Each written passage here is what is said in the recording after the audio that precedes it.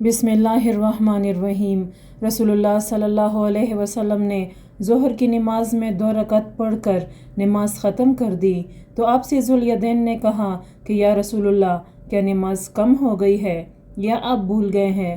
اس پر آپ صلی اللہ علیہ وسلم نے اور لوگوں کی طرف دیکھ کر پوچھا، کیا ذوالیدین صحیح کہتے ہیں؟ لوگوں نے کہا کہ ہاں۔ پھر آپ اٹھے اور دوسری 2 رکعتیں بھی پڑھی، پھر سلام پھیرا، پھر تکبیر کہی اور سجدہ کیا، پہلے کی طرح یا اس سے بھی کچھ لمبا سجدہ۔ نبی صلی اللہ علیہ وسلم نے ایک مرتبہ ظہر کی صرف 2 ہی رکعتیں پڑھی اور بھول سے سلام پھیر دیا۔ پھر کہا گیا کہ آپ نے صرف 2 ہی رکعتیں پڑھی ہیں، پس آپ نے 2 رکعتیں اور پڑھی، پھر سلام پھیرا، پھر 2 سجدے کیے۔ نماز کے لیے تکبیر کہی گئی تو رسول اللہ صلی اللہ علیہ وسلم نے اپنا منہ ہماری طرف کیا اور فرمایا کہ اپنی صفیں برابر کر لو اور مل کر کھڑے ہو جاؤ، میں تم کو اپنی پیٹھ کے پیچھے سے بھی دیکھتا رہتا ہوں۔ نبی کریم صلی اللہ علیہ وسلم نے فرمایا کہ ڈوبنے والے، پیٹ کی بیماری میں مرنے والے، طاعون میں مرنے والے اور دب کر مرنے والے شہید ہیں۔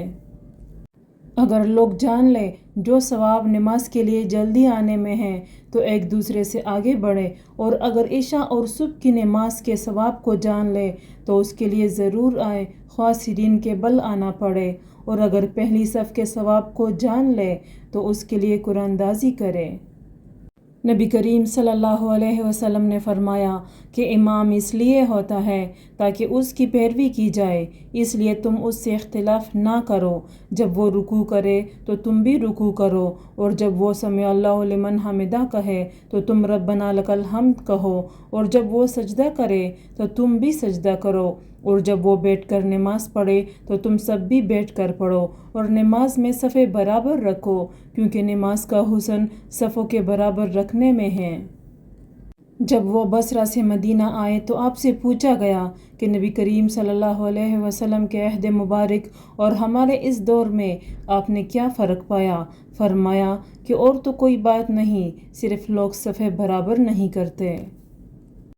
آپ نے فرمایا صفیں برابر کر لو، میں تمہیں اپنے پیچھے سے بھی دیکھتا رہتا ہوں، اور ہم میں سے ہر شخص یہ کرتا کہ صف میں اپنا مونڈا اپنے ساتھی کے مونڈے سے اور اپنا قدم اس کے قدم سے ملا دیتا تھا۔